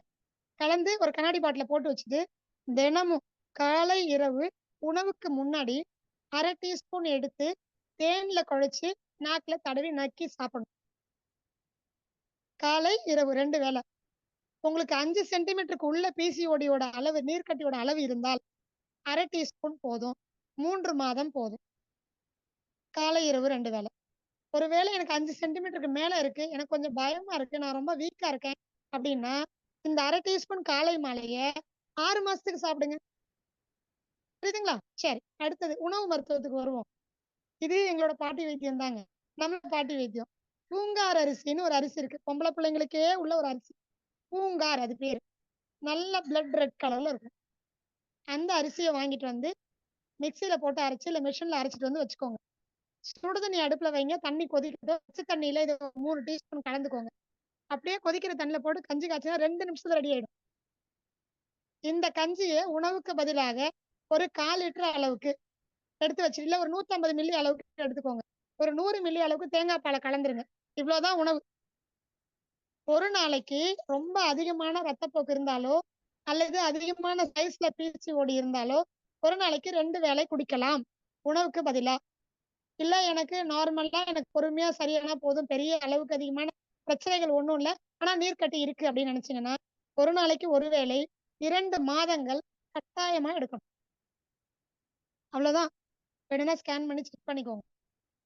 2-3 சென்டிமீட்டர்ல இருக்கக்கூடிய நீர்க்கட்டிகள் இருந்தா 2 மாசம் பூங்கார் அரிசி, கழச்சிக்காய் சூரணம், இந்த உணவு முறை, உடைமுறை, உடற்பயிற்சிகள்லாம் அளவா வச்சுக்கிட்டு, எண்ணெய் தேய்ச்சு குளிச்சுட்டு பண்ணிட்டீங்க அப்படின்னு சொன்னா 2 மாசத்துல கம்ப்ளீட்டா கிளியர் ஆயிருக்கும். ஸ்கேன் பண்ணி செக் பண்ணிக்கலாம். பிசிஓடிக்கு தான் தீர்வு. வாரம் ஒரு முறை எண்ணெய் குளியல் பண்ணணும். இதெல்லாம் மைண்ட்ல வச்சுக்கோங்க. எண்ணெய் குளியல் பத்தி ஏற்கனவே நம்ம சொல்லிருப்போம்னு நினைக்கிறேன். இல்லனாலும் தேவைப்பட்டா சொல்லிக் குடுக்கலாம். ஹிலர் பாஸ்கர் ஐயா அவங்க நெறைய இத பத்தி பேசியிருக்காங்க. ஸோ எண்ணெய் குளியல், வாழைப்பூ, கழற்சிக்காய் பொடி, நீர்த்தாரா பத்தி நான் பின்னாடி சொல்லித் தரேன். இதெல்லாம் ஃபாலோ பண்ணுங்க. இன்னும் ரொம்ப முக்கியம், மாதவிடாய் காலத்துல மாதவிடாய் பஞ்சுன்னு பேட யூஸ் பண்ணவே கூடாது. பேண்டீஸ் யூஸ் பண்ணக்கூடாது. அன்னைக்கு குளிக்காதீங்க. நல்லா ஓய்வெடுங்க. முடிந்த வரைக்கும் குளிக்காதீங்க. ஓய்வெடுங்க. இதெல்லாம் ஃபாலோ பண்ணி மாதவிடாய் முடிந்ததுக்கு அப்புறமா நல்லா தலையிலிருந்து கால் வரைக்கும் எண்ணெய் தேய்ச்சு குளிச்சிருங்க. மாதவிடாய் தொந்தரவே வராது. இருந்தாலும் தானாவே சரியாயிடும். பிரத்யேக முயற்சி அவசியம் இல்லை. புரியுதுங்களா? ஸோ உங்களை பொறுத்தவரைக்கும் பிசிஓடி, பிசிஓஎஸ் இன்னைக்கு ரொம்ப பயமுறுத்துற ஒரு விஷயம். இதெல்லாம் ஃபாலோ பண்ணுங்க போதும். வேற ஒண்ணும் பெருசா வேணாம். இன்னும் முடிஞ்சா மாதவிடாய் காலத்துல அறிகுறிகள் அதிகமா இருந்தா, வலி, கஷ்டம்லாம் இருந்ததுன்னா நீங்க என்ன பண்ணுங்க, உண்ணாவிரதம் இருக்கலாம். எதுவுமே சாப்பிடாம இல்ல. பழச்சாறுகளை குடித்து, பழத்தினுடைய சாறு, ஃப்ரூட் ஜூஸ் மட்டும் எடுத்துக்கிட்டு ஃபாஸ்டிங் இருங்க. ரொம்ப வயித்துக்கு வேலை குடுக்காதீங்க. கழிவுகள் வெளியேற்றிக்கும் போது அதுக்கு சப்போர்ட் பண்ணுங்க. ரொம்ப அதிகமா வயித்துக்கு வேலை குடுத்து, எனக்கு அது புடிச்சிருக்கு, இது புடிச்சிருக்கு, படுத்துட்டு இருக்கோம்னு இஷ்டத்துக்கு சாப்பிட்டீங்கன்னா, அதுவுமே உங்களுக்கு பிரச்சனைய குடுக்கும். 3 நாள் போ வேண்டிய பீரியட்ஸ் 5 நாள் வரைக்கும் போகும். தேவையில்லாம நீங்க இன்னும் கொஞ்சம் ஓய்வெடுக்க வேண்டிய அவசியம் ஏற்படும். நல்லா ஓய்வெடுத்து உணவு முறைகளை பண்ணி எல்லாம் ஃபாலோ பண்ணா 2ல இருந்து 3 நாள் தான். சரியா ஃபாலோ நல்லா ஓய்வெடுத்தா 1 நாள் தான். கழிவுகள் எல்லாம் அந்த 1 நாள்ல வெளில போயிடும். அவ்வளவுதான். சரிங்களா? இதெல்லாம் புரிஞ்சுகிட்டு தெளிவாகி மற்றவர்களும் சொல்லிக் கொடுங்க. கண்டிப்பாக பெண் தகப்பனார் சொன்னா புரியும். ஏத்துப்பாங்க தாயை காட்டிலும். சரிங்களா? திரும்பவும் நான் இதை பதிவு பண்றேன். அதனால நீங்க தான் அன்பா, அனுசரணையா பெண் பிள்ளைகளோட இருந்தீங்கன்னா பிற்காலத்துல வாழ்க்கையே உங்களுக்கு சிறப்பா இருக்கும். தேவையில்லாத எண்ண ஓட்டம், மனச்சிதறல், உணர்ச்சி வசப்பட்டு தேவையில்லாத விஷயங்களை அவங்க தலை காட்ட மாட்டாங்க. ஸோ பாதுகாப்பா நீங்க முறையில குழந்தைய வளர்க்க முடியும். ஸோ கொஞ்சம் தகப்பனார்கள் கேர் எடுத்துக்கோங்க. சரிங்களா? இனி வரக்கூடிய டாபிக்ஸ் எல்லாமே ஒவ்வொரு வாரம் பார்க்கலாம் நம்ம. ஒவ்வொரு நோயை குறித்து. இப்போ எனக்கு வந்து கொஞ்சம் டைம் ஆனதுனால மற்ற வகுப்பு எடுக்க வேண்டி இருக்கிறதுனால எங்க குழந்தைங்களுக்கு கொஞ்சம் நான் இன்னைக்கு இதோட முடிச்சுக்கிறேன். சந்தேகம் இருந்தா எனக்கு வாட்ஸ்அப்ல நீங்க வந்து எனக்கு தொடர்பு கொடுங்க. நிச்சயமா நான் அதுக்கான ரிப்ளை நான் பண்றேன். சரிங்களா? நன்றி. நன்றி, நன்றி அம்மா. இன்றைய வேளையில் நமக்கு அற்புதமாக, அதாவது சினைப்பை நீர்க்கட்டி அப்படிங்கிற ஒரு செஷனை வந்து நமக்கு வந்து அற்புதமா கொடுத்திருக்கிறாங்க. அதாவது இன்றைக்கு மகளிருக்கு ஏற்படக்கூடிய பிரச்சனைகளுக்கு உண்டான தீர்வுகள் என்ன என்பதை பற்றியும், அந்த பிரச்சனைகள் எதனால் நமக்கு வருது, எந்த காரணத்தினால் நம்ம அதை ஏற்படுத்துறோம் அப்படிங்கறத வந்து ஒரு தெளிவா இன்னைக்கு ஒரு விளக்கம் கொடுத்து நமக்கு சிறப்பா சொல்லி இருக்கிறாங்க. அற்புதமான நிகழ்வு. அதாவது இன்னைக்கு உள்ள காலகட்டத்துக்கு வந்து எல்லாத்துக்குமே காரணம் யார் அப்படின்னா பெற்றோர்கள். பெற்றோர்கள் என்பதை விட தகப்பனார்கள் அப்படிங்கிறது இன்னைக்கு வந்து சிறப்பா சொல்லியிருக்காங்க. அதாவது எந்தவித ஒரு பிரச்சனைகளுக்கும் நம்மை சார்ந்து அதை பயன்படுத்த வேண்டும். அனைவரும் வந்து இந்த நிகழ்வுல வந்து பாத்தீங்கன்னாக்கா, இதுல வந்து மேக்சிமம் எல்லாருமே வந்து பெற்றோர்களா தான் இருக்கிறீங்க. அனைவரும் இதை வந்து நம்ம பின்பற்ற வேண்டும் அப்படிங்கிற ஒரு கருத்தை வந்து இந்த நேரத்துல வலியுறுத்தி நம்ம சொல்றோம். ஏன்னா இன்னைக்கு வந்து பிரச்சனைகள் வந்து தானாவே வர்றதில்ல, உருவாக்கப்படுகிறது. எனவே அந்த உருவாக்கத்தை நம்ம தடுத்தாலே பிரச்சனைகளுக்கு உண்டான வழிகள் எதுவுமே நிவர்த்தி ஆகும். இன்றைய காலகட்டத்துல வந்து இன்னைக்கு இந்த செஷன் எதுக்காக நம்ம பண்றோம், எதுக்காக சொல்றோம் அப்படின்னாக்கா, 2 விஷயங்கள் தான். திரும்ப திரும்ப சொல்றது என்னன்னா, இந்த காதுல விட்டு வாங்கிட்டு அந்த காதுல விட்டு போறதுனால நமக்கு எந்த பயனும் கிடையாது.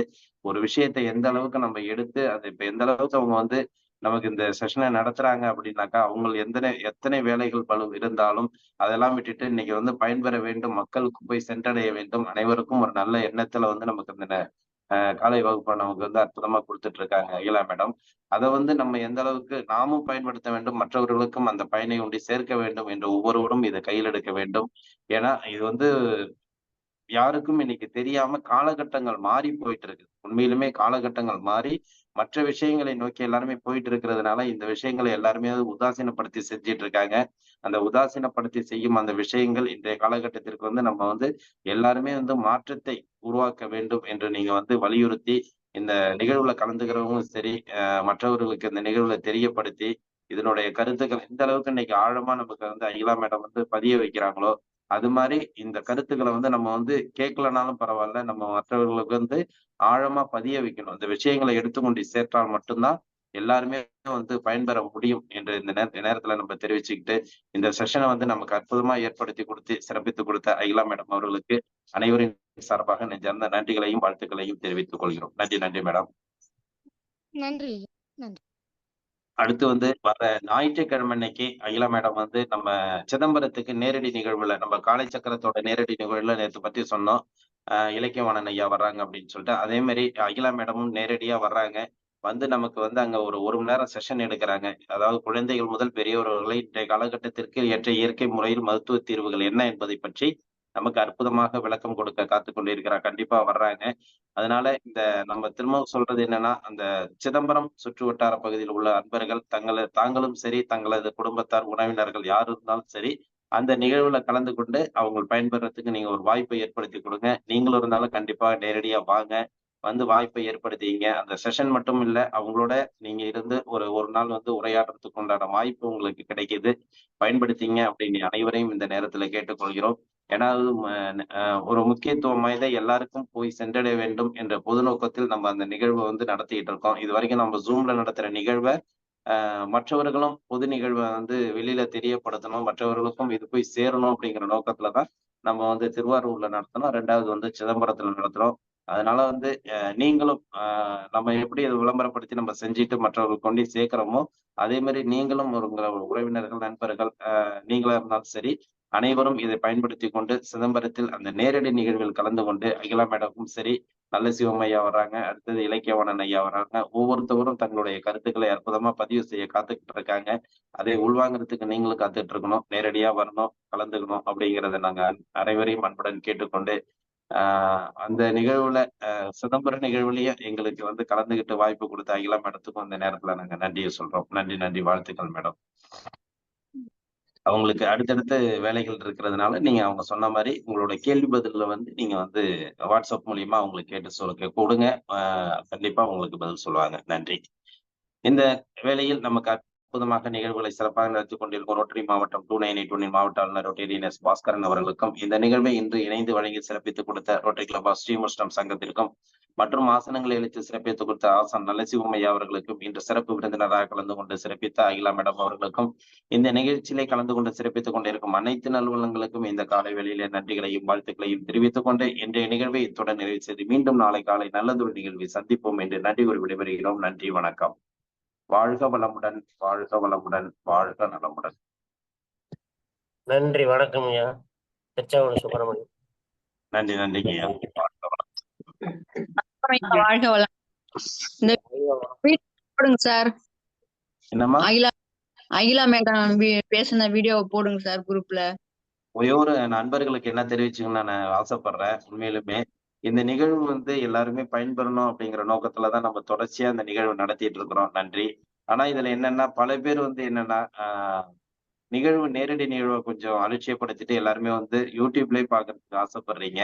நான் அதை வேணான்னு சொல்ல, உங்களுடைய நேரமின்மை காரணமாக இருந்தால் ஒரு சில நாட்கள் நீங்க அதை தவிர்த்துட்டு பாக்குறது நல்லது. தொடர்ச்சியாக என்பது வந்து இந்த நிகழ்வுக்கு ஒரு சற்று ஒரு நிகழ்வு குறைவான ஒரு மதிப்பீடு செய்யப்படுகிறது. எனவே வந்து அந்த நிகழ்வு அதனாலதான் நாங்க அந்த 1 வார காலங்கள் நிறுத்தி வச்சிருக்கிறோம்.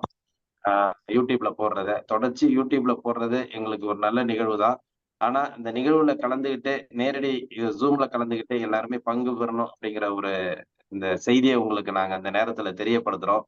ஆனா உங்களுக்கு வேலை பளு மற்ற விஷயங்கள் இருக்கிற நேரத்துல நீங்க கண்டிப்பா யூடியூப்ல பாருங்க.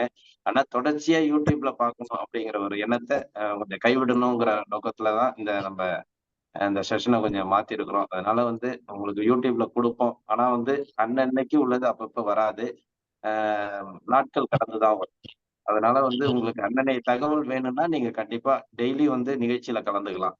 ஆனா இன்றைய தகவல் நீங்க உங்களுக்கு வேணும் அப்படின்னா ஒரு காலங்கள் எடுத்துக்கும். அது எப்படிங்கிறத நான் உங்களுக்கு சொல்றேன். ஆனா கண்டிப்பாக எல்லா நிகழ்வுகளும் வந்து உங்களுக்கு யூடியூப்ல வர்றதுக்கு வாய்ப்புகள் உண்டு அப்படிங்கறத தெரிவிச்சுக்கிறோம். ஏன்னா வந்து நாங்க யூடியூப்ல கொடுத்து இந்த நிகழ்வு வந்து இன்னும் செழுமை அடையும், இன்னும் வந்து அதிக போய் மக்களை போய் சேரும் அப்படிங்கிற நோக்கத்துலதான் நாங்க அந்த டெய்லி யூடியூப்ல கொடுத்து சில கருத்துக்களை போட்டுட்டு இருந்தோம். அது என்னன்னா எங்களுக்கு வந்து கொஞ்சம் டிராபேக் ஆயிடுச்சு, மைனஸ் ஆயிடுச்சு, குறைவாயிட்டே இருக்கு எல்லாமே. அதனால இந்த நடத்துறதுக்கு உண்டான அந்த நிகழ்வையும் நாங்க கொஞ்சம் பார்க்க வேண்டியது இருக்குது. ஏன்னா உங்களுடைய ஒத்துழைப்பு இருந்தா மட்டும்தான் இந்த நிகழ்வு நாங்க வந்து வெற்றி நிகழ்வா கொண்டு போக முடியும். எனவே நீங்க வந்து இந்த நிகழ்வுக்கு அனைவரும் ஒத்துழைக்க வேண்டும். எப்படி போய் சேர்க்க முடியும் அப்படிங்கிறத கண்ணோட்டத்துல தான் நாங்க வந்து அதிக நபர்களை சேர்க்க வேண்டும், அதிக நபர்கள் இதுல பயன்பெற வேண்டும், அதிக நபர்கள் பங்கு பெற வேண்டும் என்ற நோக்கத்துல தான் நாங்க வந்து ஒவ்வொரு நாளும் இதை வந்து சொல்ல முடியாது. அவ்வளவு சிரமப்பட்டு இந்த நிகழ்வை வந்து நாங்க நடத்திட்டு இருக்கிறோம். அந்த ஒரு நிகழ்வை நீங்க வந்து வெற்றி நிகழ்வா ஆக்கணுங்கிற நோக்கத்துல தான் நம்ம டெய்லி அந்த யூடியூப்பை கொடுத்தது. ஆனா அது வந்து வர வர அதோட நிகழ்வோட பங்களிப்பு வந்து குறைவா இருக்கிறதுனால அதை கொஞ்சம் நிறுத்தி வைக்கக்கூடிய கட்டாய சூழ்நிலை ஏற்பட்டிருக்குது. வேற ஒண்ணும் இல்ல. அதை வந்து நாங்க வந்து கொடுக்கறதுக்கு உண்டான வாய்ப்பு இருக்கும். ஆனா கொஞ்சம் டைம் எடுத்துக்கும் அப்படிங்கிறத மட்டும் நாங்க இந்த நேரத்துல தெரிவிச்சுக்கிறோம். நன்றி நன்றி. யூடியூப்ல இருந்து எல்லாரும் அனுப்பிட்டா நிறைய பேர் பாப்பாங்க சார். அதுக்கோசரம் தான், வேற ஒண்ணும் இல்ல. பொம்பளை பார்த்ததுதாம்மா, நாங்க பார்த்துட்டு இதுல பங்கு பெறதுக்கு அதிக நபர்கள் வரணும் அப்படிங்கிறது தான் கொடுத்துட்டோம்.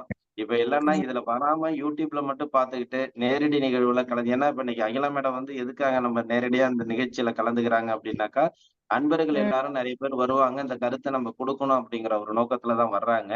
ஆனா நம்ம நாளடைவுல வர்றது இன்னைக்கு 53 நபர்கள் வந்திருக்கிறாங்க. ஆனா சில நேரத்துல பார்த்தா 20, 30 தாண்ட மாட்டேங்குது. நான் வர வேண்டாம்னு உங்களை சொல்லல, வாங்க. அதாவது என்னன்னா, உங்களுக்கு எந்த வேலைகள் இருந்தாலும் சரி, அதாவது மற்றவர்களுக்கு சொல்றேன், இதுல ரெகுலரா வந்துட்டு இருக்கிறவங்களுக்கு இந்த கருத்துக்கள் கிடையாது. மற்றவர்களுக்கும் சரி, கொஞ்சம் நீங்க வேலைகள் இருந்தாலும் கொஞ்சம் ஆன் பண்ணிட்டு அந்த காதுல கேட்டுட்டு இருங்க. ஏன்னா வந்து பாக்குறவங்களுக்கு வந்து இந்த செஷன் வந்து இப்படிதான் போகுதா, ஃபர்ஸ்ட் எடுத்தோடனே இதுல வந்து எத்தனை பேர் கலந்துக்கிறாங்க, எப்படி போயிட்டு இருக்கு அப்படிங்கிற ஒரு நிகழ்வை தான் நம்மள்ட்ட கேட்கறாங்க.